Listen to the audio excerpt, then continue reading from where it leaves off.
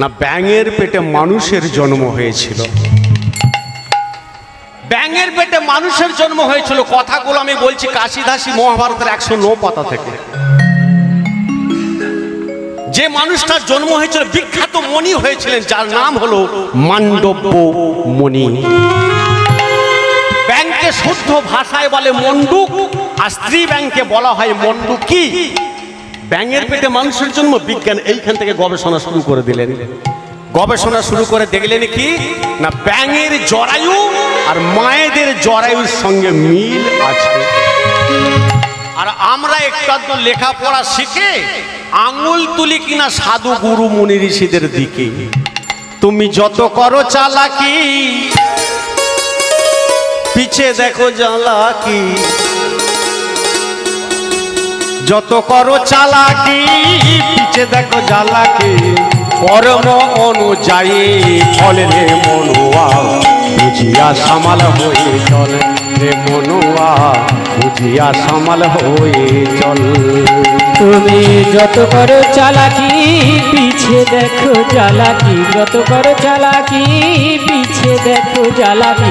কর্ম অনুযায়ী ফল রে মনুয়া, বুঝিয়া সামাল হয়ে চল রে মনুয়া, বুঝিয়া সামাল হয়ে চল।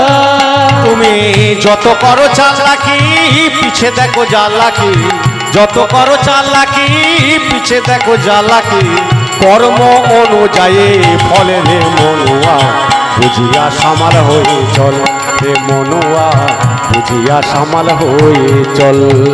তুমি যত করো চালাকি, পিছে দেখো জ্বালাকি। যত করো চালাকি, পিছে দেখো জ্বালাকি। কর্ম অনুযায়ী ফল রে মনুয়া, বুঝিয়া সামাল হয়ে চল রে মনুয়া, বুঝিয়া সামাল হয়ে চল। করোনা চাতুরি সারা জীবন ধরি, যতদিন আছে দেহের বল। করোনা চাতুরি সারা জীবন ধরি, যতদিন আছে দেহে বল। এদিনও ফুরাবে হিসাব দিতে হবে, আর এদিনও ফুরাবে হিসাব দিতে হবে। এদিনও ফুরাবে হিসাব দিতে হবে, আর এদিনও ফুরাবে হিসাব দিতে হবে। করিয়া নিজের মরণ চল রে মনুয়া, বুঝিয়া সামাল হয়ে চল রে মনুয়া, বুঝিয়া সামাল হয়ে চল। তোমার এদিনও ফুরাবে হিসাব দিতে হবে, এদিনও ফুরাবে হিসাব দিতে হবে। করিয়া নিজের মরণ চল রে মনুয়া, বুঝিয়া সামাল হয়ে চল রে মনুয়া, বুঝিয়া সামাল হয়ে চল। রাবণ আর কংস হয়েছে ধ্বংস, তাদেরও ছিল বড় দল। রাবণ আর কংস হয়েছে ধ্বংস, তাদেরও ছিল বড় দল। তুমি পাপে হলে পূর্ণ হবে তুমি চূর্ণ, তোমার পাপে হলে পূর্ণ হবে তুমি চূর্ণ। পাপে হলে পূর্ণ হবে তুমি চূর্ণ। তোমার পাপে হলে পূর্ণ হবে তুমি চূর্ণ। এ জীবন যাবে রসা তলে রে মনুয়া, বুঝিয়া সামাল হয়ে চল রে মনুয়া, বুঝিয়া সামাল হয়ে চল। তোমার পাপ হলে পূর্ণ হবে তুমি চূর্ণ, পাপে হলে পূর্ণ হবে তুমি চূর্ণ। এ জীবনে যাবে রসা চল রে মনুয়া, বুঝিয়া সামাল হয়ে চল রে মনুয়া, বুঝিয়া সামাল হয়ে চল। যাই কর কর্ম দেখিছে ধর্ম, তার কাছে থাকে না তো ছল। যাই করে কর্ম দেখিছে ধর্ম, তার কাছে থাকে না তো ছল। অসীমের রচনা ভুল কেউ বোঝো না, অসীমের রচনা ভুল কেউ বুঝো না। অসীমের রচনা ভুল কেউ বোঝো না, অসীমের রচনা ভুল কেউ বুঝো না। ছেড়ে দাও মনের যত ফলে রে মনুয়া, বুঝিয়া সামাল হয়ে চল রে মনুয়া, বুঝিয়া সামাল হয়ে চল। অসীমের রচনা ভুল কেউ বুঝো না, অসীমের রচনা ভুল কেউ বুঝো না। ছেড়ে দাও মনের যত ফল রে মনুয়া, বুঝিয়া সামাল হয়ে চল রে মনুয়া, বুঝিয়া সামাল হয়ে চলে রে মনুয়া বুঝিয়া সামাল হয়ে চলে রে মনুয়া বুঝিয়া সামাল হয়ে চল। তাই যা কিছু করবেন হিসাব করে করবেন, কারণ সিসি ক্যামেরা লাগানোই আছে। সেখানে যাবার পর কিচ্ছু বলতে হবে না, কি করেছেন না করেছেন সব দেখিয়ে দেবে কে না চিত্রগুপ্ত। চিত্র মানে কি ছবি তো, আর গুপ্ত মানে যে গোপনে রেখে দেয়। যাবার পর কিচ্ছু বলতে হবে না, তাই যা কিছু করবেন ভেবে চিন্তে করবেন। এই যে হরিনাম সংকীর্তন সাধু সঙ্গ কেন করতে হয় মা? কারণ বিশ্বের একজন মালিক আছে, সব কিছু তার কাছে। কিন্তু যারা নাস্তিক এসব মানে না, ঠাকুর দেবতা মানে না, তারা কি বলে না সবকিছু প্রাকৃতিক নিয়মে হচ্ছে। এই যে 1.5 মাস ধরে অনবরত বৃষ্টি হয়ে গেল, আমফান ঝড় হয়ে গেল, আয়লা ঝড় হয়ে গেল, মহামারী করোনা হলো, বলে সব প্রাকৃতিক নিয়মে হচ্ছে। প্রকৃতি কাকে বলে? প্রকৃতি কাকে বলে? বাংলার শব্দবোধক গ্রন্থে 665 পাতায় লেখা আছে প্রকৃতি কাকে বলে। ঈশ্বরের সৃষ্টি, পৃথিবীর যাবতীয় সাধারণ পদার্থের নাম হলো প্রকৃতি। বলে প্রাকৃতিক নিয়ম, নিয়ম নিয়ন্ত্রক নিয়ামক যদি না থাকতো নিয়ম তৈরি হতো বাবা? আদালত যদি না থাকতো আইন তৈরি হতো? তাহলে এই মহাবিশ্বের প্রকৃতিকে নিয়ন্ত্রণ করছেন কে? আমার প্রাণ গোবিন্দ ভগবান কৃষ্ণ। ভগবান কৃষ্ণ জীবেরও নিস্তার লাগিলা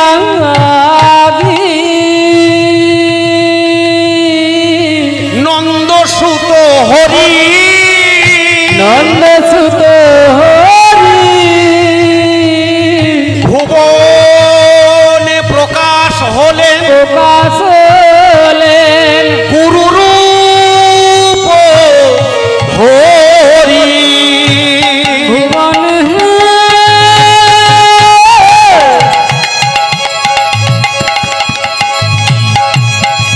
প্রকাশ হলেন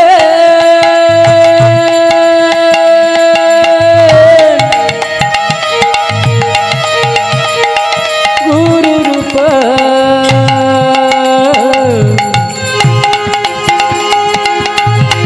গুরু রূপ ধরি। কৃষ্ণকে কোথায় খুঁজবেন? তিনি গুরু রূপে কৃপা করে, করুণা করে, দয়া করে মানুষের কল্যাণের জন্য তিনি এসেছেন। কি গুরু? সদ্গুরু। লোভী গুরু, কামুক গুরু নয়, সদ্গুরু। সদ্গুরু কাকে বলে? যেমন ভবা পাগলা, যার আশ্রম ছিল বর্ধমান জেলায়। যে ভবা পাগলা 86,000 গান লিখেছিলেন। সেই ভবা পাগলার একটা বিখ্যাত গানের 1 লাইন গাইছেন, বিখ্যাত গান। ভবা পাগলা একদিন গুনগুন করে গানটা বৃন্দাবনে গাইছেন। এখনো সেই বৃন্দাবনে বাঁশি বাজে বাজে রে, এখনো সে বৃন্দাবনে বাঁশি বাজে বাজে রে, এখনো সেই বৃন্দাবনে বাঁশি বাজে বাজে রে,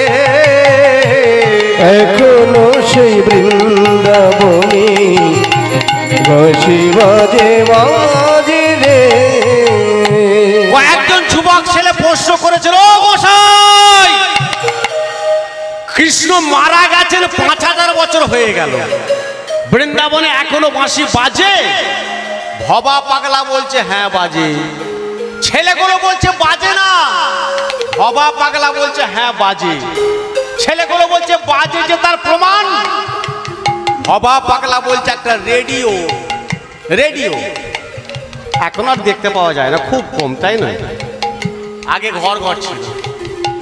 ভবা পাগলা বলছে একটা রেডিও, রেডিও এনেছেন, যেই রেডিও সুইচটা অন করেছে রেডিওয়ে গান বাজছে।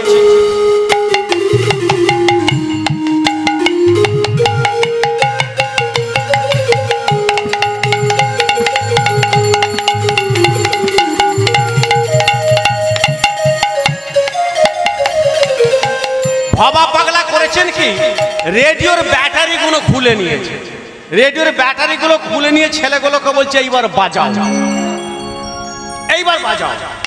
ছেলেগুলো বলছে তুমি কি পাগল?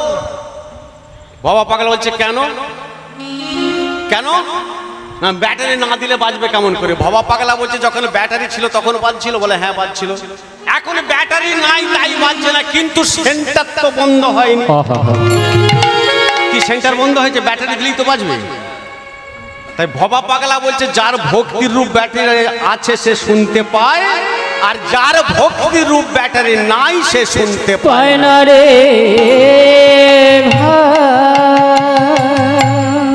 ছোট্ট একটা কথাই আমার মনে পড়ে যা, মনে পড়ে যা, সেই কথাটা বলবো আমি আজকের এই হরি সভা। আরে সেই কথাটা বলবো আমি এই হরি সভা। এক গ্রামের জমিদার, সেই জমিদার বড় নাস্তিক, অর্থাৎ এইসব হরিনাম কোনো পুজো আজ এসব বিশ্বাস করে না, কোনো মানে না। সেই জমিদারের বাড়িতে কোনো মন্দির নেই, কোনো দেবদেবীর ছবি পর্যন্ত নেই। সেই জমিদারের একটা মাত্র ছেলে, ছেলেটার বিবাহ দেবেন, জমিদার মেয়ে খুঁজছেন। সেই জমিদার একদিন পালকিতে করে চলে যাচ্ছেন, হঠাৎ পালকিতে করে যেতে যেতে একটি সুন্দরী মেয়ে লক্ষ্য পড়েছে। পালকি থেকে নেমে জমিদার ওই মেয়েটার কাছে গিয়ে বলছেন শোনো মা, তোমার বাড়ি কোথায়? মেয়েটা অদবদনা হয়ে দাঁড়িয়ে আছেন, লাজুক তো। জমিদার বারবার বলছে বলো মা তোমার বাড়ি কোথায়, তোমার বাবার নাম কি? মেয়েটা সব বলেছেন, কিন্তু ওই জমিদার জানেন না যে ওই মেয়েটা একজন ভক্ত বাড়ির মেয়ে। কিন্তু জমিদার তো নাস্তিক, সে তো এসব মানে না। এটা কিন্তু জমিদার জানে না যে মেয়েটা ভক্ত বাড়ির মেয়ে, যারা প্রত্যেকদিন সকালবেলা ভগবানের নাম করে, সন্ধ্যাবেলা ভগবানের নাম করে, আর দুপুরবেলা ভগবানের সেবা না দিয়ে অন্ন গ্রহণ করেন না, সেই বাড়ির মেয়ে। এটা কিন্তু জমিদার জানেন না। জমিদার কাছারিতে ফিরে গেছেন, নায়েবকে পাঠিয়েছেন যাও অমুক গ্রামে অমুকের মেয়েকে দেখে আমার খুব ভালো লেগেছে, আমার ছেলের সাথে ওই মেয়েটির বিবাহ দেব। জমিদারের ছেলের সঙ্গে ওই মেয়েটির বিবাহ হয়েছে। আচ্ছা এইবার মায়েদেরকে একটা প্রশ্ন জিজ্ঞাসা করি, যখন বিবাহ হয়, ধরুন বর বসে আছে বর আসনে, ওই পিঁড়িতে বসে আছে, কনেকে নিয়ে যাওয়া হলো, কনেকে নিয়ে গিয়ে বরের কোন দিকে বসানো হয়? ডান দিকে বসানো হয় না বাঁ দিকে বসানো হয়? কোন দিকে? হ্যাঁ, কোন দিকে বসানো হয়? বাঁ দিকে।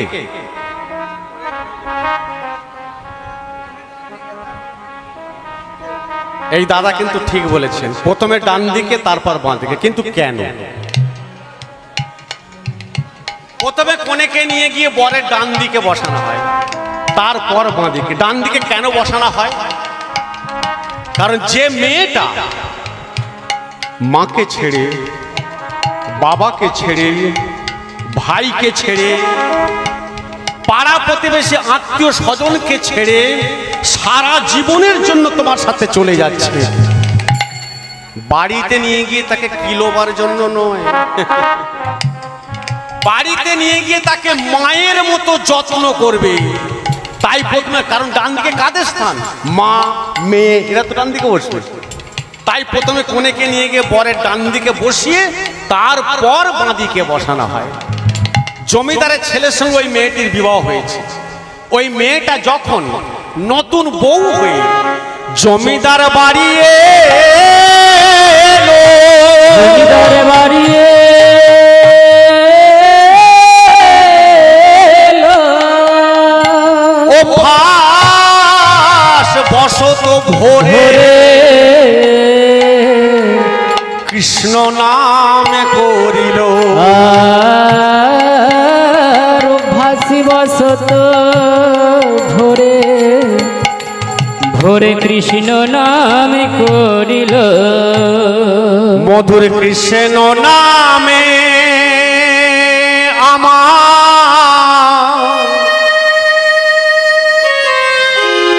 আখি যেন ঝরে গো,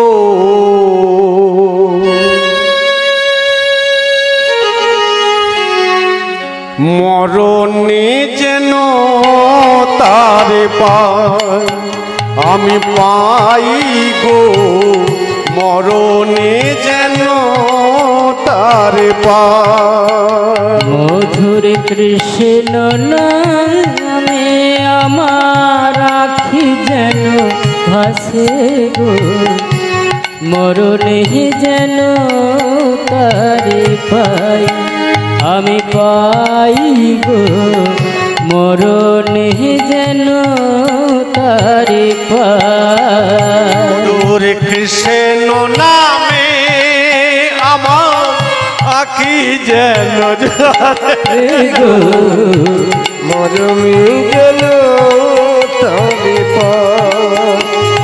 পাই গো, মরমি গেল তবে পাই। মধুর কৃষ্ণ নামে আমার আখি যেন ভাসে গো, মরণে যেন তারে পাই আমি পাই গো, মরণে যেন তারে পাই।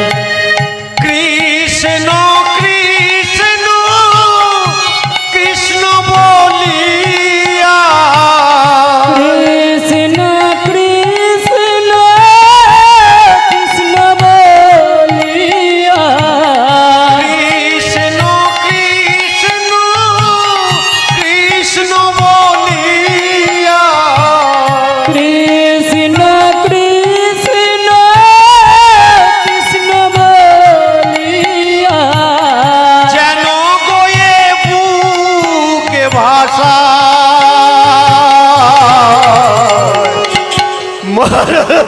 গেল তবে পাই আমি পাই, মরমি গেল তবে পাই। কৃষ্ণ কৃষ্ণ কৃষ্ণ বলিয়া, কৃষ্ণ কৃষ্ণ কৃষ্ণ বলিয়া, যেন গয়ে ভাষা মরণে যেন তারে পাই আমি পাই গো, মরণে যেন তারে পাই। মরমে বাসরি যার শুনি দিবানিসে, আমি বুঝি না কেন যে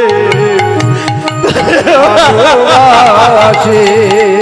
মরমে বাঁশরি যার শুনি দিবানিশি, আমি বুঝি না কেন যে তারে ভালোবাসে। তারি প্রেমে দেহ হলো ছাই, মরণে যেন তারে পাই আমি পাই গো, মরমি গেল তবে পাই।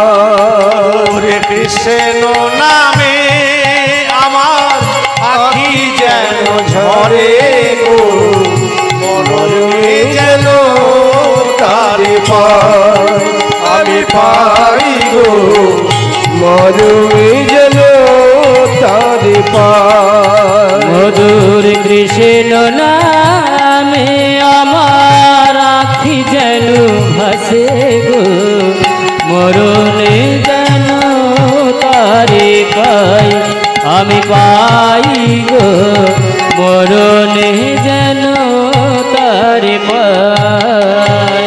কে কে আমার বাড়িতে হরি নাম করে? জমিদার ছুটে এসেছেন। কে হরি নাম করে আমার বাড়িতে? জমিদার এসে দেখছেন কি নতুন বৌমা হরি নাম করছেন। ভক্ত বাড়ির মেয়ে। জমিদার বলছেন, বৌমা তুমি হরি নাম করছো আমার বাড়িতে বসে?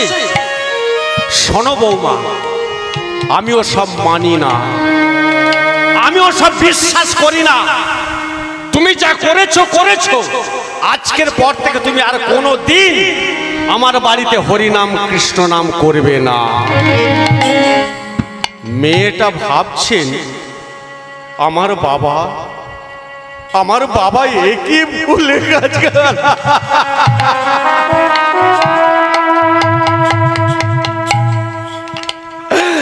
একে করলো আমার বাবা।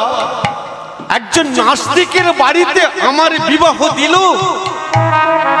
আমার বাবা একই কাজ করলেন। এর চেয়ে যদি একজন রিক্সাওয়ালার সাথে বিয়া দিয়ে তো দিন অন্তে একবার খেতে পেতাম, তবু তো ভগবানের নাম। বলো দয়াময়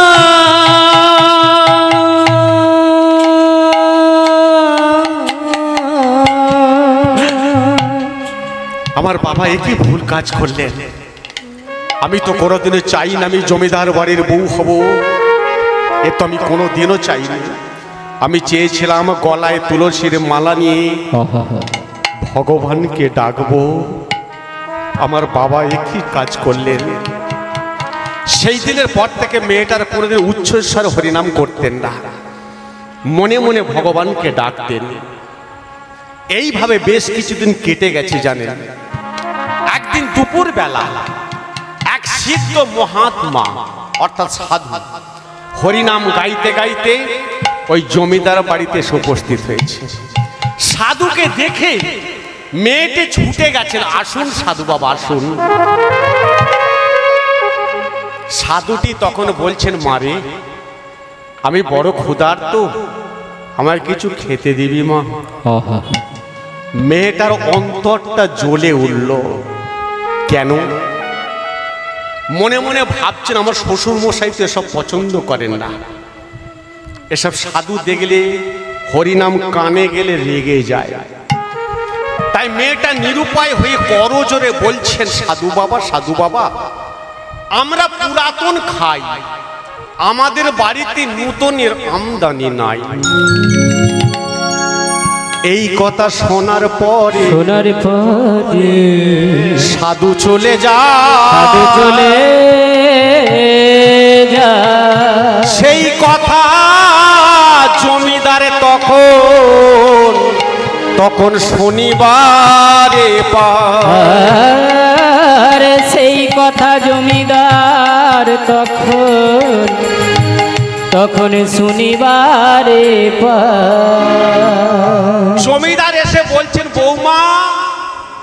বৌমা ওই সাধুটা আমাদের বাড়িতে খেতে চাইল, তুমি খেতে দিতে পারবে না। তুমি সে কথা না বলে তুমি সাধুটাকে কি বললে? সাধু বাবা আমরা পুরাতন খাই, আমাদের বাড়িতে নতুনের আমদানি নাই। তুমি বা কি বললে? উনি বা কি বুঝলেন? কেনই বা চলে গেলেন? আমাকে একটু বুঝিয়ে বলো। মেয়েটি তখন বলছে, না বাবা আমি তো আপনাকে বুঝিয়ে বলবো না। আমি যদি আপনাকে বুঝিয়ে বলি তাহলে আপনি আমাকে বাড়ি থেকে তাড়িয়ে দেবেন। জমিদার তখন বলছে, না বৌমা আমি তোমাকে তাড়াবো না, আমি তোমায় অভয় দান করছি। তুমি বলো তুমি কি বললে, উনি বা কি বুঝলেন? মেয়েটি তখন বলছেন, আচ্ছা বাবা আপনি এবারে জন্ম নিয়ে কতখানি জমি কিনেছেন? জমিদার বলছেন, একটুও কিনি নাই। তাহলে আপনি জমিদার কি করে হলেন? জমিদার বলছেন কেন? আমার ঠাকুরদার জমিদার ছিলেন, আমার বাবা জমিদার ছিলেন, সেই জমিদারি আমি পেয়েছি। তাহলে আপনি নতুন কিছু তো করেননি? বলেন না বাবা, এই যে আপনি জমিদার হয়েছেন এটা আপনার পূর্ব জন্মের কামাই। কামাই মানে ছুটি বিশ্রাম আপনার জমানো ছিল, আপনি পেয়েছেন। আচ্ছা বাবা, আপনার বাবা, আপনার ঠাকুরদা এরা কোথায় গেছেন? বলে কেন? মারা গেছেন। আচ্ছা কোথায় গেছেন বলতে পারেন? বলে না, তা তো বলতে পারবো না। বাবা, চোখ বুঝিলেই, চোখ বুঝিলে দুনিয়া আন্ধা, হায় রে চোখ বুঝিলেই দুনিয়া আন্ধা, হায় রে চোখ বুঝিলে দুনিয়ায় আন্ধার, হায় রে চোখ বুঝিলে দুনিয়ায় আন্ধার। কিসের বাড়ি কিসের ঘরে, কিসের বাড়ি কিসের ঘরে, কিসের বাড়ি কিসের ঘরে, কিসের সংসার, চোখ বুঝিলেই দুনিয়া আন্ধার, হায় রে চোখ বুঝিলেই দুনিয়া আন্ধার। কিসের বাড়ি কিসের ঘর, কিসের বাড়ি কিসের ঘরে, কিসের সংসার, চোখ বুঝিলে দুনিয়ায় আন্ধার, হায় রে চোখ বুঝিলে দুনিয়ায় আন্ধার। ছয়টি ঋতুর কুমন্তনায় মত রইলাম ভবের মায়ায়, করলাম শুধু লাভেরই কারবার। পাগল মোহন ছয়টি ঋতুর কুমন তো নয়, মত রইলাম ভবের মায়ায়, করলাম শুধু লাভেরই কারবার। আইলে ভবে যাইতে হবে, আইলে ভাবে যাইতে হবে, আইলে ভবে যাইতে হবে, ভাবলাম না একবার, চোখ বুঝিলেই দুনিয়া আন্ধার, হায় রে চোখ বুঝিলেই দুনিয়া আন্ধার। আইলে ভাবে যাইতে হবে, আইলে ভাবে যাইতে হবে, ভাবলাম না তো আর, চোখ বুঝিলে দুনিয়ায় আন্ধার, হায় রে চোখ বুঝিলে দুনিয়ায় আন্ধার। করলো দেহ যে কারিগর, রাখলাম না তার কোনো খবর, খেলায় খেলায় দিন গেল আমার। পাগল মোহন মনরে মন আমার মনরে, ঘুরলো দেহ যে কারিগর, রাখলাম না তার কোনো খবর, ফেলায় ফেলায় দিন গেল আমার।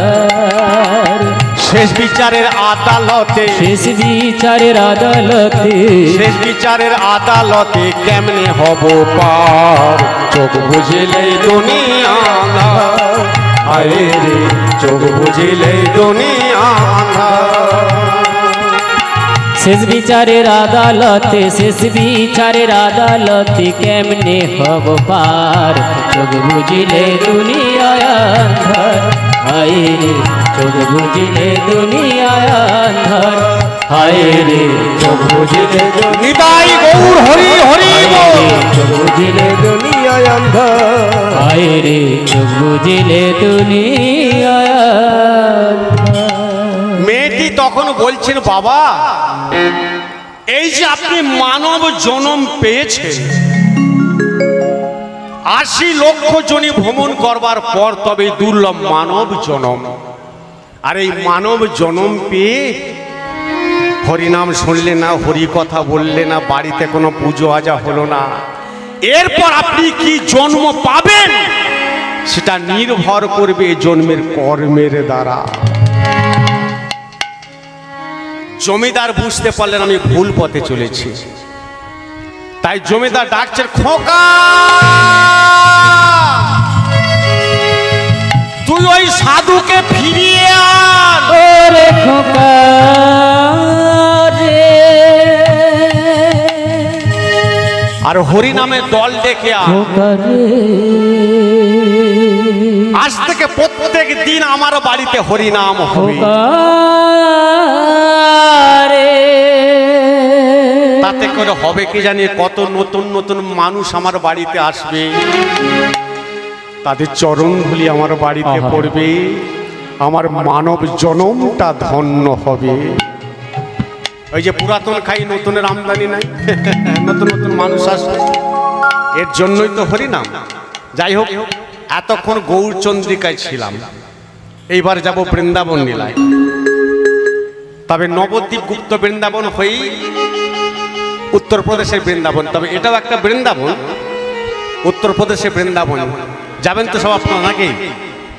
চলুন, চল চল চল চলে রে, গৌর গৌর বলে রে, চল চল চল চলে রে, গৌর গৌর বলে রে, হরি বলো হরি বলো হরি হরি বল, হরি বলো হরি বলো হরি হরি বল। চল চল চল চল রে, গৌর গৌর বলে রে, চল চল চল চল রে, গৌর গৌর বলে রে, হরি বল হরি বল হরি হরি বল রে, হরি হরি বল রে। হরি বলো হরি বলো হরি হরি বল, হরি বলো হরি বলো হরি হরি বল। হরি বলে হরি বল হরি হরি বল, হরি বলে হরি বলে হরি হরি বল। চল চল চল চলে রে, নবদ্বীপে চলে রে, চল চল চল চলে রে। নবদ্বীপে চলে রে। আচ্ছা, নবদ্বীপ কেউ গিয়েছিলেন নাকি বেড়াতে? কে কে নবদ্বীপ গিয়েছিলেন একবার হাত তুলুন তো দেখি।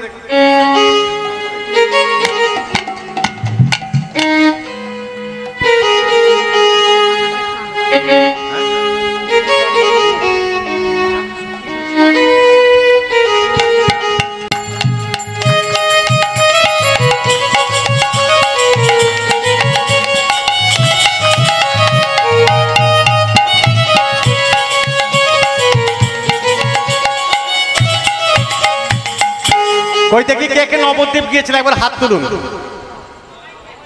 সবাই গেছে। আচ্ছা, এইবার বলুন তো নবদ্বীপ গিয়ে কি বলতে হয়?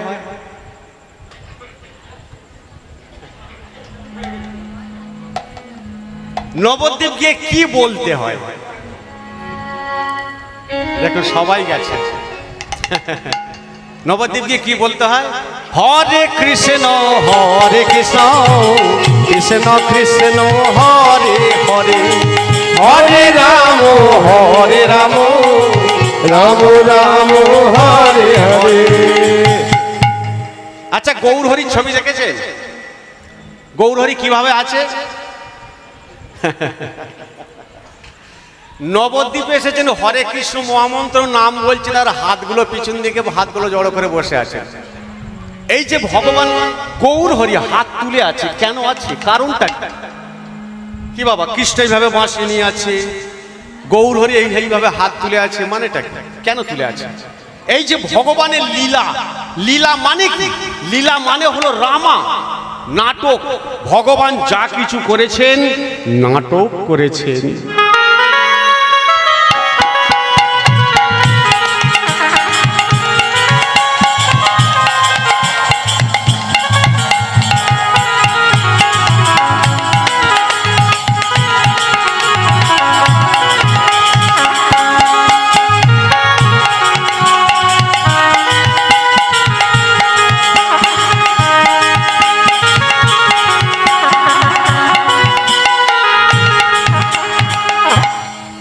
ভগবান যদি গোলক ছেড়ে ভূলোকে না আসতেন, আমরা কেউ তাকে চিনতে পারতাম কি মা? কৃষ্ণকে এইরকম দেখতে, গৌরহরিকে এইরকম দেখতে আমরা চিনতে পারতাম, জানতে পারতাম। এর জন্যই তো ভগবানের লীলা। তাই যা কিছু করেছেন, নাটক করেছেন, আমরা তাকে চিনতে পারবো, জানতে পারবো বলে। নবদ্বীপে এসেছেন, হাত তুলে হরি বল বলবেন না। গৌরহরি নিজে তো দেখিয়ে দিলেন, আপনি আচারী ধর্ম জীবের শেখায়, এই সিদ্ধান্ত গীতা ভাগবতে গায়। হরে কৃষ্ণ নাম বলছেন, হাত তুলবেন না সেটা হয়? তুলুন হাত, সবাই তুলুন। মনে মনে ভাবছে এখানে হাত তুলে হরি বল বলো, কালকে পাড়ায় বেরোতে পারবো না। এখানে হাত তুলে হরি বল বলবো, কালকে পাড়ায় বেরোতে পারবো? বলবে ও বাড়ির বৌমার কি ভক্তি গো। হাত তুলে হরি বল বলছি। আপনাদেরকে একটা কথা বলি, যখনই হরিনাম করবেন, ভগবানকে ডাকবেন, সে বিপদে পড়ি ডাকুন।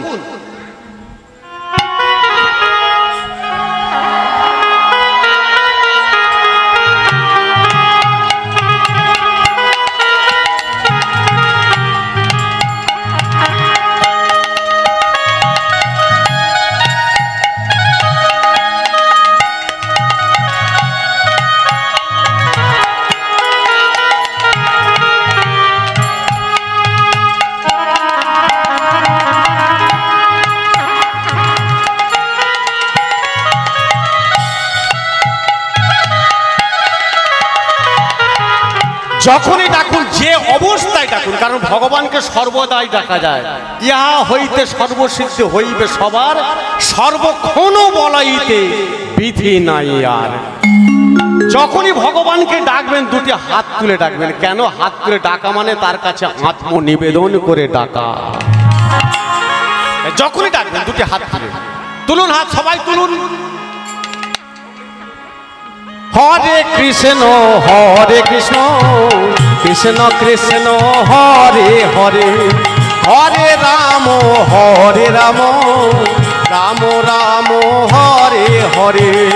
হরে কৃষ্ণ কৃষ্ণ কৃষ্ণ হরে হরে, হরে রাম রাম রাম হরে হরে। আবার দেখুন অনেকে এইভাবে করছে। মা এইরকম কারা করে? কই গো দিদি, ছেলে না মেয়ে? করে না? অভ্যাসটা রয়ে যাবে, কিন্তু ভগবান বলে তার সামনের সিজনে ওটাই করে দিই। তো তালি না দিলে পেটের ভাত হবে।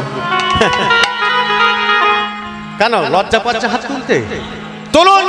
হরে কৃষ্ণ কৃষ্ণ কৃষ্ণ হরে হরে, হরে রাম রাম রাম হরে হরে। হরে কৃষ্ণ কৃষ্ণ কৃষ্ণ হরে হরে, হরে রাম রাম রাম হরে হরে। চল চল চল চলে রে বৃন্দাবনে চলে রে, চল চল চল চলে রে বৃন্দাবনে চলে রে।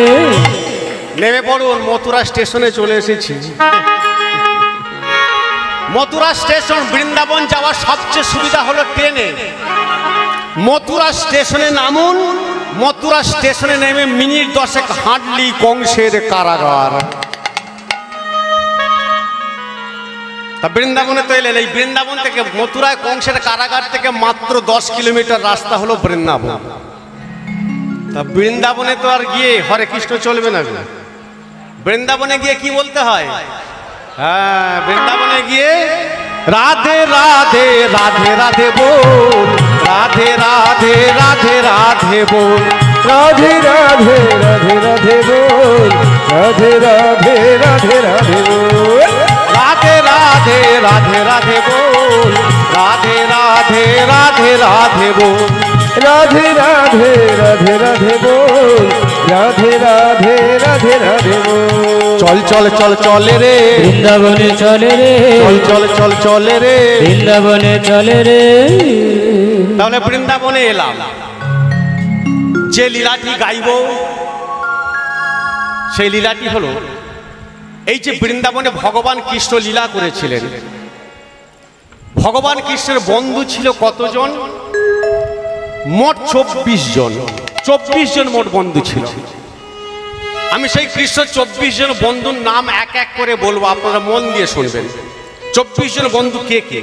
শ্রীদাম, সুদাম, দাম, বসুদাম, সুবল, মহাবল, সুবাহু, মহাবাহু, স্তোককৃষ্ণ, অর্জুন, লবঙ্গ, মধুমঙ্গল। কতজন হয়েছে? 24 জন। 12 জন। আর 12 জন কে কে? হলাউত, অরুথপ, গন্ধর্ব, কিঙ্কিনী, অংশুমান, ভদ্রসেন, বসন্ত, বিলাসী, উজ্জ্বল, কপিল, বলবন্ত, পুণ্ডরিক। এই যে 24 জন বন্ধু, এই 24 জন বন্ধুকে বাদ দিয়ে ভগবান কৃষ্ণ একজনকে আপন বন্ধু করেছিলেন। বলতে পারবেন সেই বন্ধুটার নাম কি? হ্যাঁ, সুদামা। কারণ বৃন্দাবনে যে শ্রীদাম সুদাম, এই সুদাম আর ওই সুদামা কিন্তু এক নয়। ভাগবতের 845 পাতায় মহামুনি ব্যাসদেব কলম দিলেন, অপার কৃষ্ণের লীলা কহিব তোমারে, সুদামা নামেতে দ্বিজ অবন্তী নগর। ভাগবতের 845 পাতায় লেখা আছে বৃন্দাবনের সুদামা সুদাম, আর এই সুদামা কিন্তু এক নয়। এই সুদামার তথ্য নিয়ে আজকে লীলার বিষয়বস্তু কৃষ্ণ সুদামা। কে এই সুদামা, কেমন করে কৃষ্ণের বন্ধু হলো, কোথায় বন্ধু হলো, কে তাদের বন্ধুত্ব পাঠালেন, কেমন করে সুদামার শ্রেষ্ঠ ভক্ত হলো, এই নিয়ে আজকের লীলা। তবে আজকে যেহেতু একটা বিশেষ দিন, সেটা কি মা? জন্মাষ্টমী। কবে পালিত হয়? হ্যাঁ, আজকে সেটা জানি। কৃষ্ণের জন্মাষ্টমীটা কবে? এটা সবাই বলে ভাদ্র মাসের কৃষ্ণপক্ষের অষ্টমী, তাই তো? ভাদ্র মাসে কৃষ্ণপক্ষের অষ্টমী। কিন্তু এটা কি মাস চলছে মা?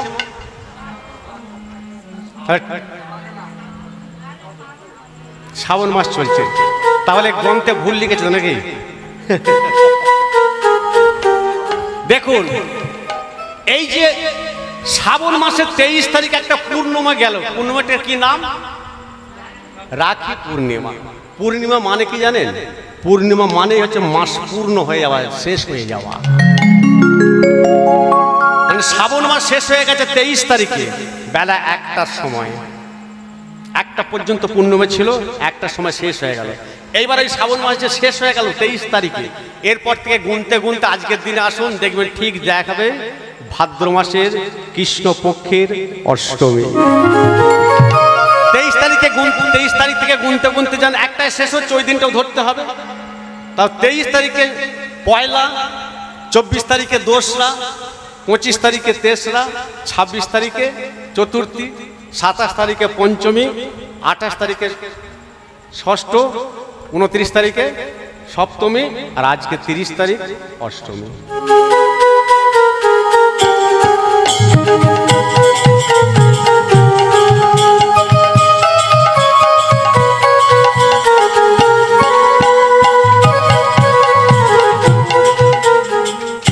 এইবার কৃষ্ণ কোথায় জন্মগ্রহণ করেছিলেন? কোথায়? কারাগারে, কংসের কারাগারে। কেন? তুমি মুকেশ আম্বানির ঘরে জন্মাতে পারোনি? তার তো কোটি কোটি টাকা, তার মাসে ইলেকট্রিক বিল পুড়ে 20 লক্ষ টাকা। তুমি তার বাড়িতে জন্মগ্রহণ করতে পারলে না? তারপরেও ভারতবর্ষের মধ্যে বলতে কি, এখন পৃথিবীর মধ্যে শ্রেষ্ঠ হয়েছে, নরেন্দ্র মোদীর বাড়িতে জন্মাতে পারলে না? তুমি কংসের কারাগারে জন্মালে। তা কেন জন্মালেন কৃষ্ণ কংসের কারাগারে? কারণটা কি? কারণ ভগবান জগৎবাসীকে দেখালেন এই পৃথিবীটাই হচ্ছে অশুভ, এই অশুভর মাঝে হরিনাম করলে অশুভর বিনাশ হয়। যার জন্য চৈতন্য মহাপ্রভু জন্মগ্রহণ করেই কিন্তু হরিনাম করেছিলেন। কৃষ্ণের পিতাটাকে, তারপর যুগে দুটো বাবা দুটো মা তো নাকি? কৃষ্ণ জন্মগ্রহণ করলেন কংসের কারাগারে, মা দেবকী, পিতা বসুদেব। পালিত হলো কোথায়? নন্দ রাজার কাছে, মা যশোদা। এই নন্দ রাজার সঙ্গে বসুদেবের সম্পর্কটা কি?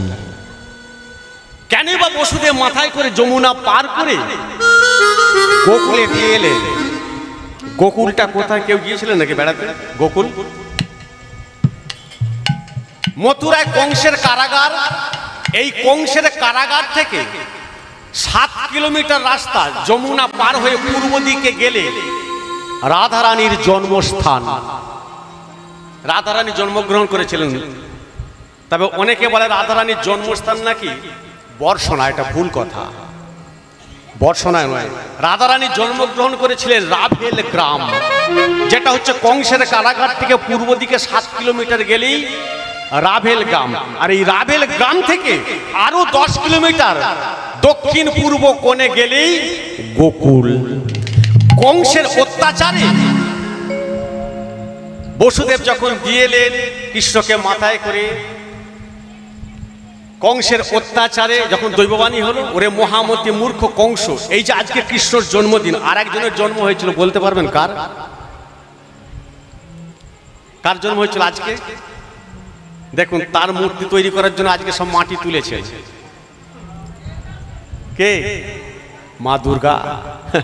আজকে মাটি তোলেনি, যেখানে একই সাথে জন্মগ্রহণ করেছে, শিশু বদল হলো, কৃষ্ণকে নিয়ে চলে গেল, তার পরিবর্তে রেখে গেল কাকে?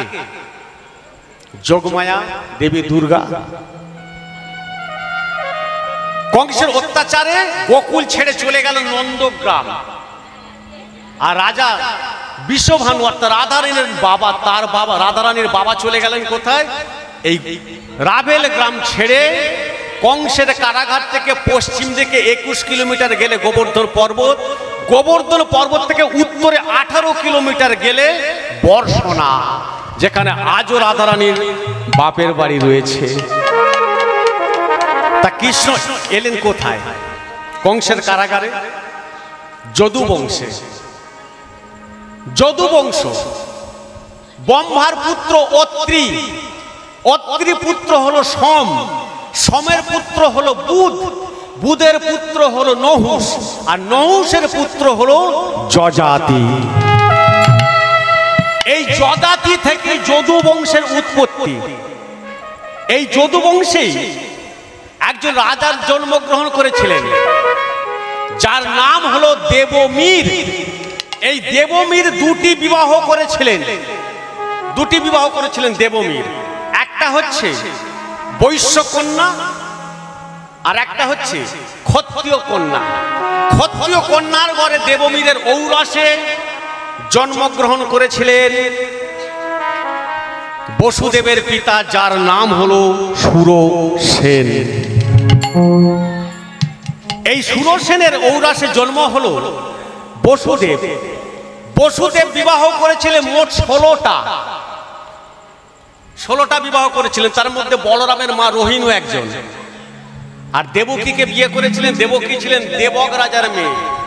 দেবক রাজা 7টা মেয়ে, আর আমাদের একটা ছেড়ে দুটো হলি কি বলে লোকে, আবার মেয়ে হলো, আবার মেয়ে হলো। দেখুন, দেবকীরা 7 বোন। আমাদের ওখানে জানেন একজন ডাক্তার, ডাক্তারবাবুর বিয়ে হয়েছে অনেকদিন, তার স্ত্রী গর্ভবতী হয়েছে। এখন স্ত্রীর পুত্র হবে কি কন্যা হবে ডাক্তারবাবুরা সবই পারে, যদিও দেখবেন নার্সিংহোমে হসপিটালে লেখা রয়েছে গর্ভ নির্ধারণ করা দণ্ডনীয় অপরাধ, কিন্তু উনি তো ডাক্তার, তাই কি করেছে, নির্ণয় করে দেখেছেন মেয়ে হবে।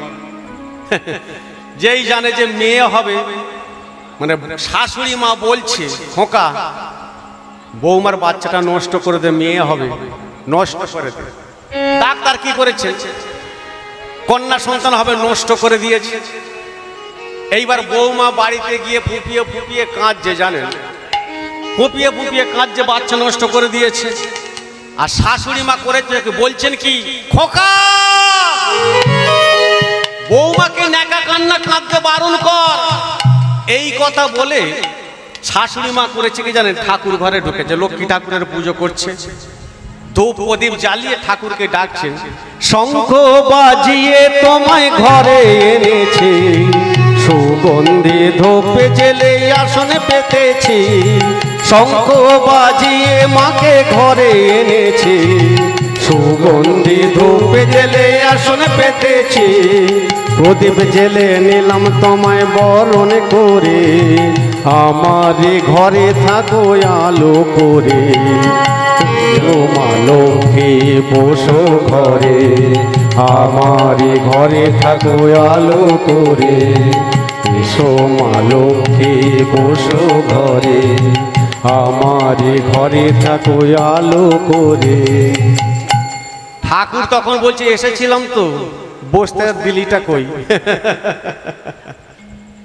ওই যে কন্যা সন্তান বলে নষ্ট করে দিয়েছে। ঠাকুর বলছে, এসেছিলাম তো, বসতে দিলিটা কই? এই বসুদেব হলো সুরসেনের পুত্র। আর সুদর্শনের পুত্র বসুদেব, আর বসুদেবের পুত্র হলো কৃষ্ণ। তবে ঔরজাত নয় কিন্তু, কারণ কৃষ্ণ হলো অজনী সম্ভবা। সেই বসুদেব মাথায় করে দিয়ে এলেন কংসের কারাগার থেকে নন্দরাজার কাছে। নন্দরাজার সম্পর্কটা বসুদেবের সঙ্গে কেমন না, এই যে দেবমীর দুটো বিবাহ করেছিলেন, একটা হচ্ছে বৈশ্যকন্যা আর ক্ষত্রিয় কন্যা। ক্ষত্রিয় কন্যার গর্ভে এদের জন্ম হলো। বৈশ্যকন্যার গর্ভে জন্ম হয়েছিল পর্জন্য, আর পর্জন্যর পুত্রই হলো নন্দ মহারাজ, কৃষ্ণের পালিত পিতা। যাই হোক, আজকের যে বিষয় কৃষ্ণ সুদামা, এই সুদামার বাড়ি কোথায়? বিধরে বন গোরে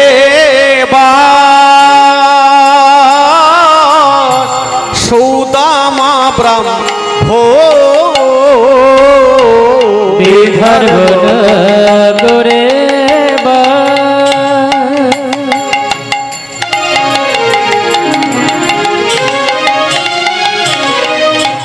সুদামা বিধর বল গরে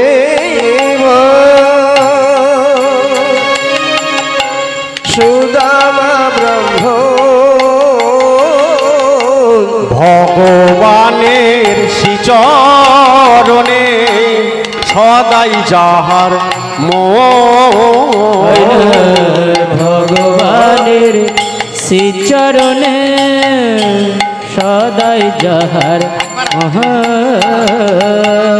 এমন ভক্ত দেখি নাই, আমি এমন ভক্ত দেখি নাই গো, এমন ভক্ত দেখি নাই, আমি এমন ভক্ত দেখি নাই গো, সদাই কাঁদে কৃষ্ণ বলে এমন ভক্ত দেখি নাই গো, সবাই কাঁদে কৃষ্ণ বলে কৃষ্ণ ছাড়া আমি জানে না সদাই হরি হরি কৃষ্ণ ছাড়া আমি জানে না, সদাই কাঁদে কৃষ্ণ বলে এমন ভক্ত দেখি নাই গো।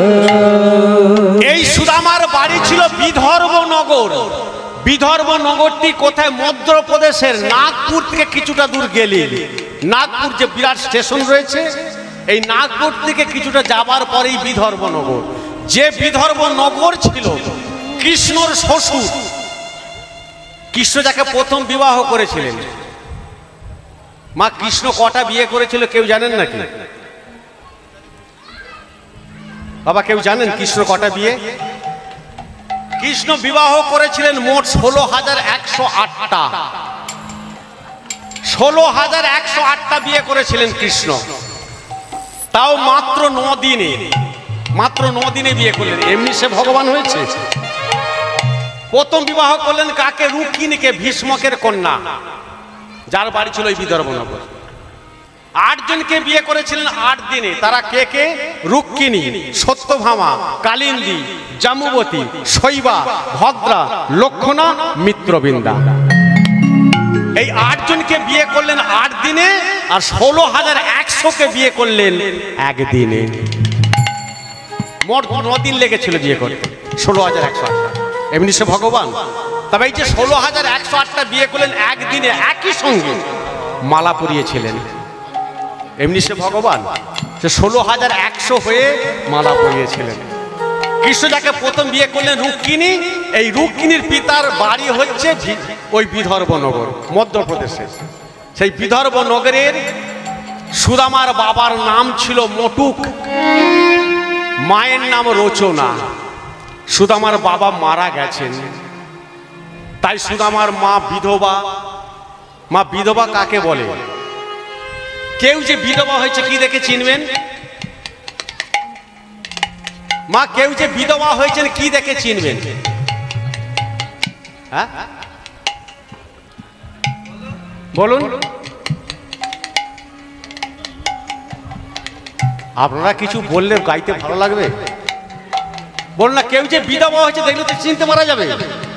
কি দেখে চিনবেন? শাঁখা সিঁদুর পরবে না, তাই তো? তাই তো বাবা নাকি? বর্তমান যুগে দেখবেন অনেক মেয়ের বিয়ে হচ্ছে, শাঁখাও পরে না, সিঁদুরও পরে না। দেখলে চিনতেই পারবে না বিয়ে হয়েছে না হয়নি, স্বামী আছে না জমের বাড়ি আছে। এই যে শাঁখা সিঁদুর পরেছেন, এই সিঁদুর পরা কবে থেকে চালু হলো? কে চালু করলো? কেন চালু করলো? সিঁদুর যে মা পরেছেন, একই সিঁদুর সবাই পরে, কপাল গুনে ঝলমল করে, তাই না? স্বামী দেয় একবার, স্ত্রী দেয় বারবার। এই সিঁদুর দেওয়া কবে চালু হলো? এই সিঁদুর কি? তখন তো এই সিঁদুর আবিষ্কার হয়নি। সিঁদুর যে পরেছেন মা, কেন পরেছেন বলুন? কেন পরেছেন? কেন পরেছেন? স্বামীর মঙ্গলের জন্য, তাই তো? মঙ্গল সত্যি হবে। একটা বছর পরে দেখুন, সিঁদুর যে পরেন, সিঁদুর পরার মন্ত্র জানেন তো নাকি? বাহ, সিঁদুর শুধু পড়লেই হয়ে যাবে? মন্ত্র বলে পড়তে হবে। কি বলে পড়বেন? শীতকে যখন সিঁদুর দেবেন কি বলে, কি মন্ত্র বলে পড়বেন? খুব সহজ, খুব সহজ মন্ত্র। কপালে যখন দেবেন কি মন্ত্র বলে, কণ্ঠে যখন দেবেন, শঙ্খে যখন দেবেন, বস্ত্রে যখন দেবেন। বলবো মন্ত্রগুলো? এখন শেষে বলবো। এই সিঁদুর পরা চালু করেছিল সত্যযুগে উদ্দালক ঋষির পুত্র শ্বেতকেতু। চালু করেছিল কোথায়? নৈমিষারণ্য। নৈমিষারণ্যটা কোথায়? লগ্ন থেকে 5 কিলোমিটার দূরে নৈমিষারণ্য, যেখানে মুনি ঋষিদের বাস ছিল। উদ্দালক ঋষির পুত্র শ্বেতকেতু চালু করলেন। এই যে সিঁদুর পরেছেন দেখুন না, ওপরে লাল, কপালে লাল, তবে আবার অনেকে দেখবেন এখন শাড়ি ব্লাউজের সঙ্গে ম্যাচিং করে সবুজ টিপ লাগাচ্ছে। লাগায়নি? সবুজ লাগাচ্ছে, ব্লু লাগাচ্ছে অনেকে, এরও কারণ আছে। কিন্তু কেন? ওপরে লাল, কপালে লাল, কণ্ঠে লাল, শঙ্খে দেখবেন হাতে শাঁখার আগে পরেছেন পলা, এই পলা লাল, পায়ে আলতা পরেছেন লাল। কেন? দেখবেন চাষিরা জমিতে ফসল লাগায়, গরু ছাগলে যাতে খেয়ে না নেয়, কি করে? বীজ দেয়, জমিতে বীজ দিয়ে একটা লাল ধ্বজি দিয়ে দিল, দিয়ে পাড়া প্রতিবেশী গ্রামবাসীকে জানিয়ে দিলেন আমার জমিতে বীজ দেওয়া আছে, লাল ধ্বজি দিয়ে দিয়েছি, গরু ছাগল সামলান, গেলি চিত পটান। তা এই যে আপনাদের ওপরে লাল, কপালে লাল, সামনে পোলা লাল, পায়ে আলতা লাল, কেন না? এ খেতেও বীজ দেওয়া আছে, ছেলে পুলে সামলান। বুঝতে পেরেছেন? যাই হোক, সুদামার মায়ের বড় স্বপ্ন ছিল ছেলেকে মানুষের মতো মানুষ করবেন। হঠাৎ সুদামার মা রচনা দেখছেন, সুদামা বসে বসে কাঁদছেন। চমকে উঠলেন সুদামার মা রচনা। এ কি সুদামা, তুই কাঁদছিস কেন বাবা? সুদামা বলছেন, মা গো, আমার বাবা নাই, তুমিই আমার সব, তুমিই আমার বাবা, তুমিই আমার মা, কিন্তু তুই কাঁদছিস কেন? সুদামা বলছেন, মা গো, আমার বড় স্বপ্ন, আমি লেখাপড়া শিখে মানুষের মতো মানুষ হতে চাই। সুদামার মা বলছে, সে নাই হলো, আমাদের তো কোনোদিন সংসারে চলে, কোনোদিন চলে না, তোকে আমি কেমন করে লেখাপড়া শিখতে পাঠাবো? মা, তাহলে কি আমি মানুষের মতো মানুষ হতে পারবো না? পারবি বাবা, আমি তোকে যেমন করে হোক, ভিক্ষে দুঃখ করে হলো আমি তোকে লেখাপড়া শেখাবো, কিন্তু তুই লেখাপড়া শিখবি কোথায়? সুদামা বলছেন, মাগো, আমি শুনেছি ওই অবন্তী নগরে শান্তিপুনি মণি নামে এক মণি বাস করেন, তিনি ছেলেদের লেখাপড়া শেখান, আমি ওইখানেই যাব লেখাপড়া শিখতে। বলে বেশ, একটা ভালো দিন দেখে ভগবানের আশীর্বাদ নিয়ে তুই গুরু গিয়ে যাত্রা করবি। এই যে শান্তিপুনি মুনি, শান্তিপুনি মুনির আগে বাড়ি ছিল গুজরাটে, গুজরাটে প্রভাসের তীরে। শান্তিপুনি মুনির ছেলের নাম ছিল মধুমঙ্গল। প্রভাসে জলে ডুবে মারা যাবার পর শান্তিপুনি মুনি পুত্র শোক ভুলতে স্ত্রী সুমুখীকে সঙ্গে নিয়ে, শান্তিপুনি মুনির স্ত্রীর নাম ছিল সুমুখী, কে সঙ্গে নিয়ে গুজরাট ত্যাগ করে চলে এলেন মধ্যপ্রদেশে। মধ্যপ্রদেশে শিপ্রা নদীর তীরে আশ্রম নির্মাণ করলেন। যে শান্তিপুরী মুনির আশ্রম আজও আছে। আশ্রম নির্মাণ করে ছেলেদের লেখাপড়া শেখাতে লাগলেন, আর ভগবান কৃষ্ণকে জানাতে লাগলেন, ভগবান তুমি বৃন্দাবনে জন্ম নিয়েছো, আমার বড় ইচ্ছা তুমি তোমার দাদাকে সঙ্গে নিয়ে আমার কাছে যেন লেখাপড়া শিখতে আসো। বলুন তো বাবা, কৃষ্ণ তো ভগবান, তার লেখাপড়া শেখার দরকার ছিল কি? মা লেখাপড়া শেখার তো দরকার ছিল, তাহলে গেল কেন? ভক্তের মনোবাসনা পূর্ণ করতে। কৃষ্ণ দাদা বলরামকে সঙ্গে নিয়ে শান্তিপুরী মুনির আশ্রমে লেখাপড়া শিখতে গেলেন। কৃষ্ণ নিজে হাতে পাথরের গায়ে 1 থেকে 100 পর্যন্ত সংখ্যা লিখেছিলেন, কৃষ্ণ নিজে, যেটা আজও লেখা আছে। কৃষ্ণ নিজের জামা কাপড় একটা কুণ্ডের জলে ধুতেন। কুণ্ডটির নাম হলো গোমতী কুণ্ড। সিলেটে অঙ্ক কষে কৃষ্ণ কুণ্ডটার জলে ধুতেন, তাই কুণ্ডটার আর একটা নাম হলো অঙ্কপাত কুণ্ড। শান্তিপুরী মুনির আশ্রম যদি কেউ যেতে চান কোনোদিন, ট্রেনে করে যাবেন, উজ্জয়িনী স্টেশনে নামবেন। ইতিহাসে পড়েছেন পাল্লিপুত্র উজ্জয়িনী, ওই পাল্লিপুত্র উজ্জয়িনী স্টেশনে নেমে মাত্র 4 কিলোমিটার রাস্তা শান্তিপুরী মুনির আশ্রম।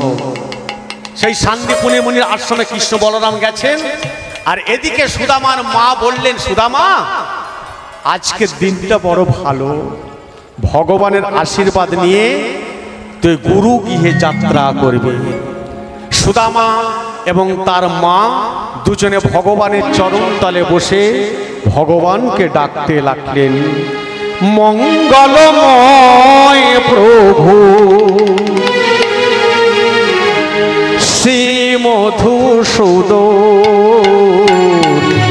চরণে জানাই নিবেদন, নিবেদন চরণে জানাই নিবেদন।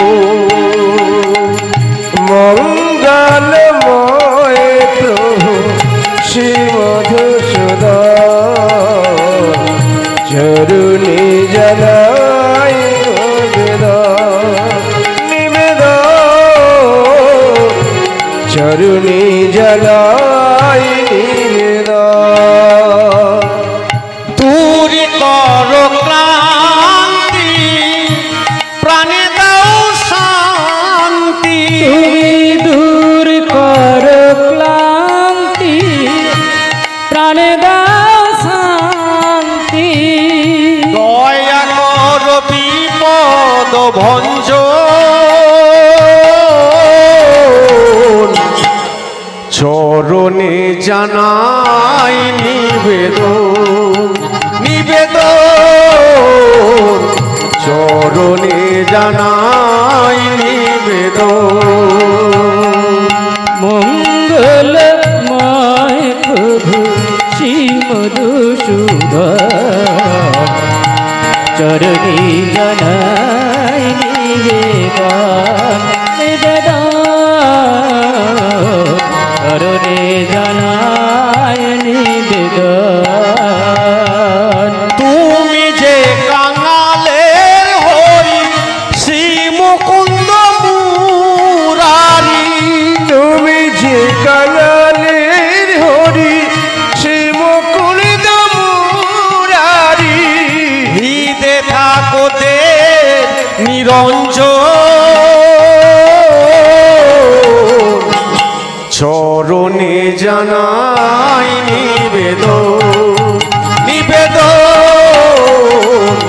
চরণে জানাই নিবেদন। মঙ্গলময় প্রভু শ্রী মধুসূদন চরণে জানাই নিবেদন, নিবেদন চরণে জানাই নিবেদন। সুদামা ভগবানের আশীর্বাদ নিয়ে হাঁটতে হাঁটতে বেরিয়ে পড়লেন। দূরত্ব কত? সুদামাদের যে বাড়ি বিদর্ভ নগর থেকে শান্তিপুনি মুনির আশ্রম অবন্তীর দূরত্ব হলো 64 কিলোমিটার রাস্তা। তবে এখন যে সুদামার বাড়ি ওটা নয়, কিন্তু এখন সুদামার বাড়ি হচ্ছে গুজরাটে।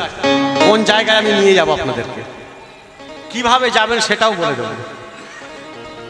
সুদামার যে আগের বাড়ি ছিল বিদর্ভ নগর থেকে শান্তিপুনি মুনির আশ্রমের দূরত্ব হলো 64 কিলোমিটার। বিদর্ভ নগর থেকে অবন্তী নগর মধ্যপ্রদেশে দুটো। সুদামা হাঁটতে হাঁটতে এক সময় শান্তিপুনি মুনির আশ্রমে পৌঁছালেন। দূর থেকে দেখতে পেলেন শান্তিপুনি মুনি শুভ্র বসন পরিহিতা দণ্ডায়মান। সুদামা ধীরে ধীরে গিয়ে গুরুচরণে লুটিয়ে পড়লেন। শান্তিপুনি মুনি বলেন, কে কে প্রণাম করলি আমায়? সুদামা ধীরে ধীরে উঠে বলছেন, গুরুদেব, এই অধমের নাম সুদামা। সুদামাকে দেখেই চমকে উঠলেন শান্তিপুনি মুনি। সত্যি করে বল, কে তুই? তোকে যে বড় চেনা চেনা মনে হয়, বল তুই কে? আসলে শান্তিপুনি মুনির ছেলে যে মধুমঙ্গল ছিল মারা গেছে জলে ডুবে, সেই মধুমঙ্গল আর সুদামা কতকটা দুজনে একই রকম দেখতে। তাই বলছে, সত্যি করে বল, কে তুই? তোকে যে বড় চেনা ছিল মনে হয়। সুদামা বলছে, সত্যি বলছি গুরুদেব, আমার নাম সুদামা। আমার বাবার নাম মটুক, বাবা মারা গেছেন। মায়ের নাম রচনা। কেন এসেছিস? আপনার কাছে কিঞ্চিত লেখাপড়া শেখার জন্য। শান্তিপুনি মুনি দেখলেন আমার কাছে ভগবানও এসেছে লেখাপড়া শিখতে, ভক্তও এসেছে লেখাপড়া শিখতে। সুদামা কাছে দাঁড়িয়ে, দূরে কৃষ্ণ দাঁড়িয়েছিলেন। শান্তিপুনি মুনি বললেন, কৃষ্ণ আয় আমার কাছে আয়। কৃষ্ণ কাছে এলেন। কৃষ্ণর একটা হাত সুদামার হাতের উপর দিয়ে বলছেন, কৃষ্ণ, সুদামা, তোরা দুজনা আজ আমার কাছে প্রতিজ্ঞা কর, আজকে হতে তোরা দুজন বন্ধু হয়ে থাক। বন্ধু কথা মর্যাদাটা সারা জীবনের। আজকে হতে তোরা দুজন বন্ধু হয়ে থাক। বন্ধু কথার মর্যাদাটা সারা জীবন রাখ। আজকে হতে তোরা দুজন বন্ধু হয়ে থাক। বন্ধু কথার মর্যাদাটা সারা জীবনের। আজকে হতে তোরা দুজন বন্ধু হয়ে থাক। বন্ধু কথা মর্যাদাটা সারা জীবন। দুঃখ ব্যথা কান্না হাসি জোয়ার ভাটার সমান বন্ধু থাকে বন্ধুর শোনে দেয় তার প্রতিদান। দুঃখ ব্যথা কান্না হাসি জোয়ার ভাটার সমান বন্ধু থাকে বন্ধুর শনে দেয় তার প্রতিদান। কথা রাখবি রে মনে, সদাই থাকবি একসনে। কথা রাখবি রে মনে, সদাই থাকবি একসনে। বন্ধু হলো সুধায় ভরা প্রেমে রিমোচা। কথা রাখিবি রে মনে,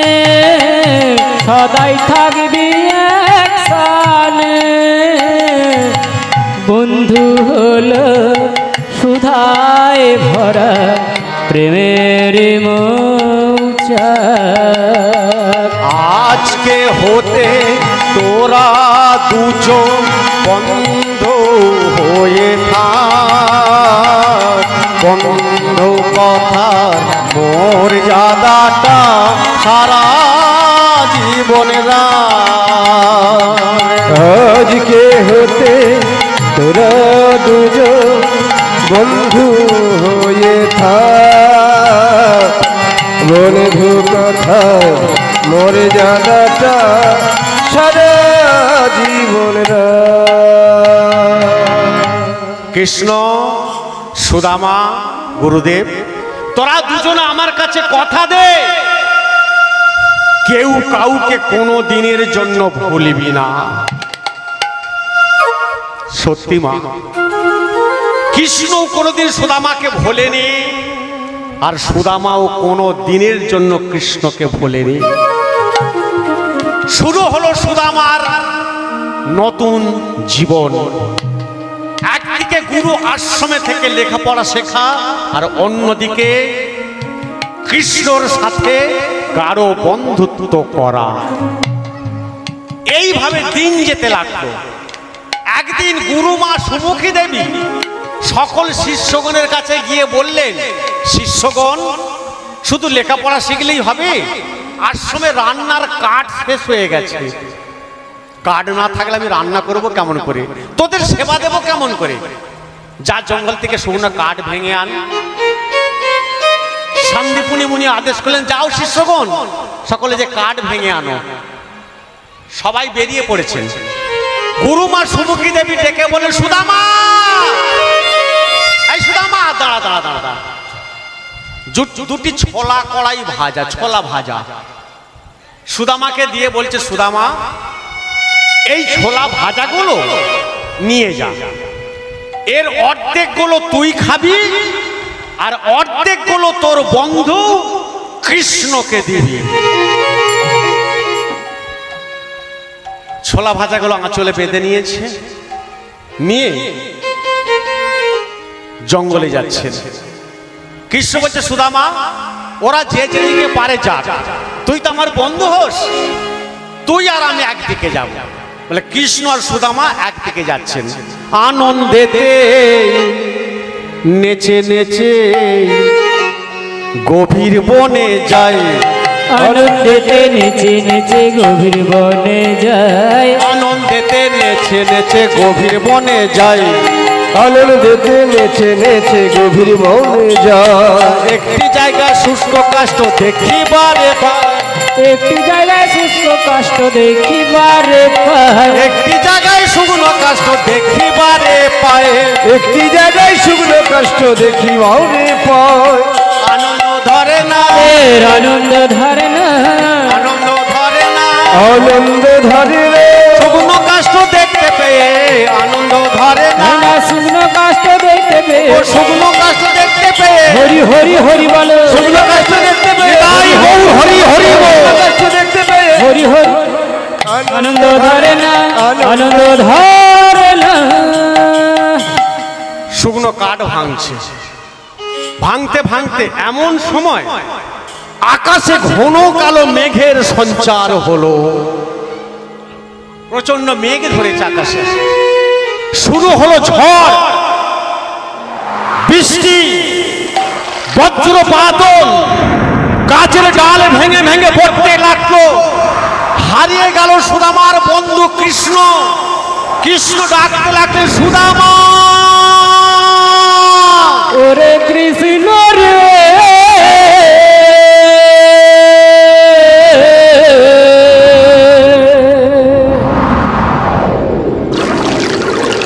ঝড় বৃষ্টি হচ্ছে,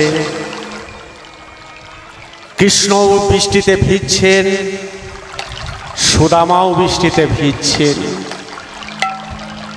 যারা কৃষ্ণ মুখী নন, যারা কৃষ্ণ বিদ্বেষী, তারা বলে বসলেন, তুমি তো মালিক, তুমি তো ভগবান, তুমি তো সব পারো, কেন বৃষ্টিটা বন্ধ করতে পারলে না?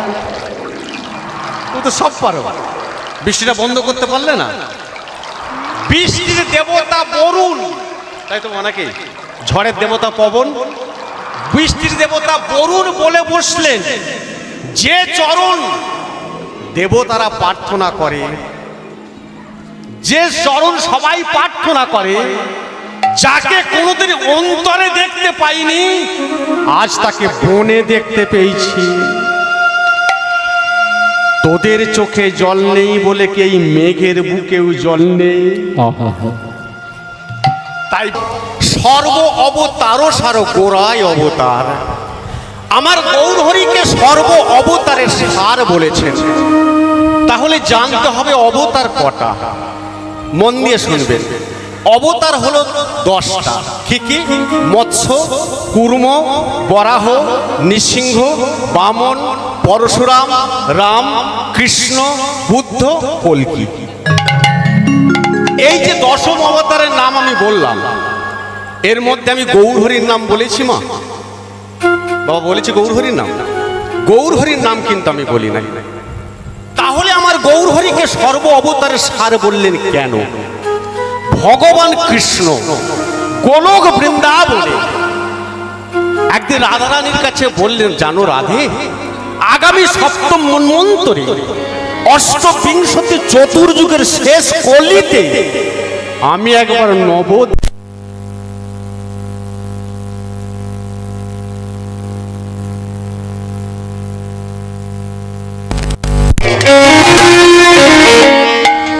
সেই যে কথা দেওয়া ছিল, তাই আজ থেকে 539 বছর পূর্বে নদিয়ার নবদ্বীপ মাঝে সচী মায়ের গর্ভসিন্ধু আলো করে আমার গৌর হরি এলেন। আর আজকে কোথায় এসেছেন? আপনাদের এই দিলাকাশে। তাই তো মানে কি, আমার গৌর এলো রে,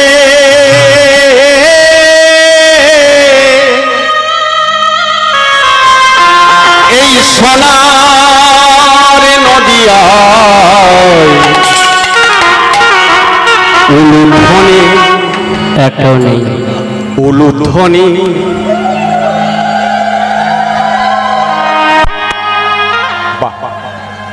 এই যে উলুধ্বনি, উলুধ্বনি মানে কি? উলু মানে কি? উলু হলো নারী জাতি উচ্চারিত মাঙ্গলিক শব্দ। এই উলু শব্দটা এসেছে উলা থেকে। উলা মানে হচ্ছেন অবতরণ করানো, নাবানো। আপনারা যদি উলুধ্বনি করেন ভগবানকে নামতেই হবে। তাই উলুধ্বনি, শঙ্খধ্বনি, হরিধ্বনি শব্দ শোনা যায় আমার গৌরে, আমার গৌরে সোনার নদিয়ায় শঙ্খধ্বনি উলুধ্বনি শব্দ শোনা যায় আমার গৌরে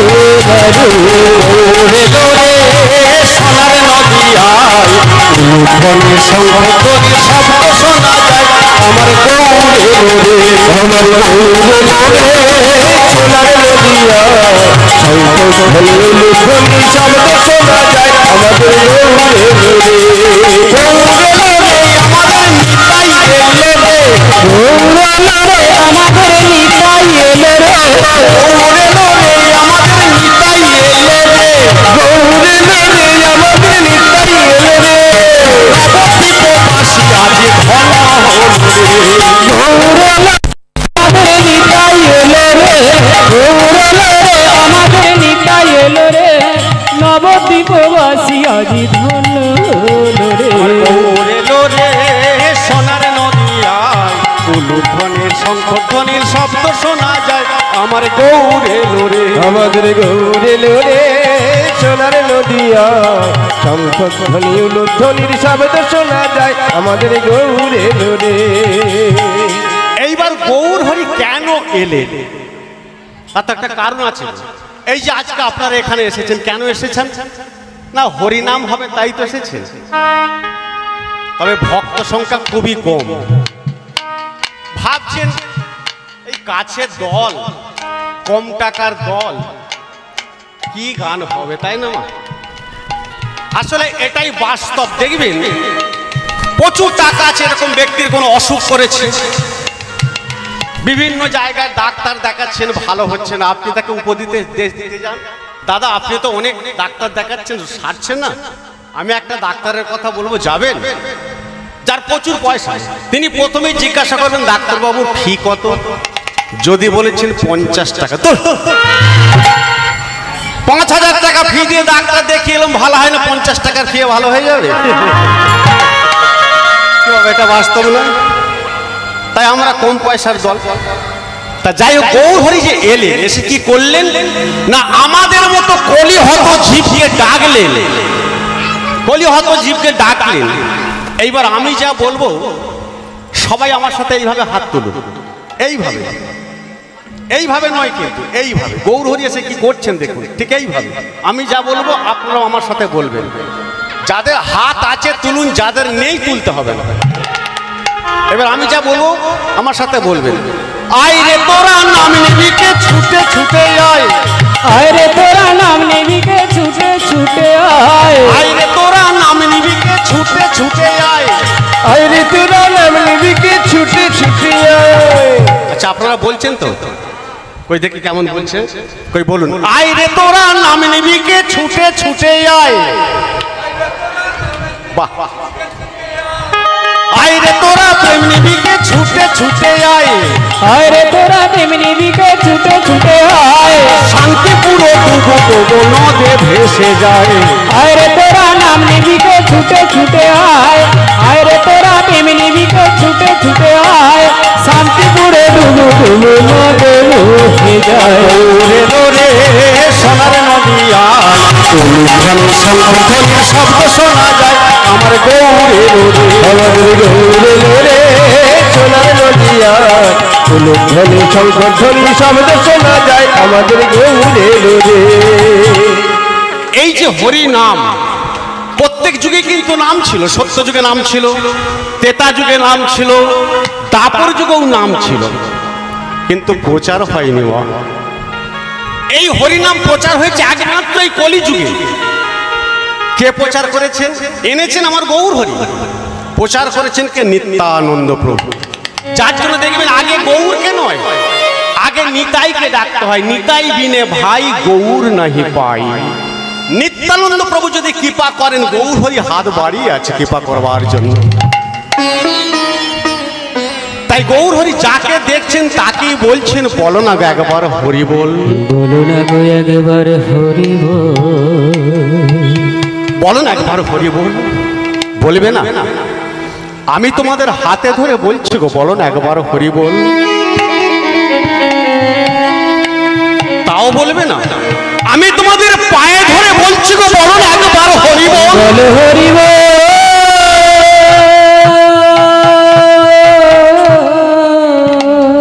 কত আকুলতা ভগবানের এই নাম দেবার জন্য। আমরা বলি এই বয়সে হরিনাম শুনবো, এই বয়সে হরিনাম করব। এখন ডিজাইন ভালো আছে, একটু রেলা দেব। কবে হরিনাম শুনবে? বলে যখন বুড়ো হব। যখন বুড়ো হব, যেন একেবারে বিল পাস করা আছে, বুড়ো সে হবেই। এই নিঃশ্বাসকে বিশ্বাস আছে মা? এই নিঃশ্বাস যদি একবার আমার সাথে বিশ্বাসঘাতকতা করে, আর আমার বাড়ি ফিরে যাওয়া হবে? হবে না। দেখুন বাবা, একদিন আপনি, আমি, আপনারা, আমরা সবাই বৃদ্ধ হব, সবাই বৃদ্ধ হবেন। শরীর আমার এখন রক্তের জোর আছে, শরীর আমার বল আছে, এখন আমরা যা ইচ্ছা তাই করে বেড়াচ্ছি। কিন্তু কাল যে কি হবে আমরা কেউ তা বলতে পারবো না। সেই কাল হলো তিন প্রকার: অতীতকাল, বর্তমানকাল, ভবিষ্যৎকাল। ইংরেজিতে যাকে বলা হয় past tense, present tense, future tense তার পরিচয়। পাস থেকে অতীতে কাল, অতীতিকাল হয়ে গেছে তা, হয়ে গেছে তা, প্রেজেন্ট থেকে বর্তমানে ভুলো না কোথা, ভুলো না গো তা, ফিউচারে ভবিষ্যৎ আগামীতে হবে, আগামীতে হবে। টেন্সের বিবরণে জেনে রেখো সবে।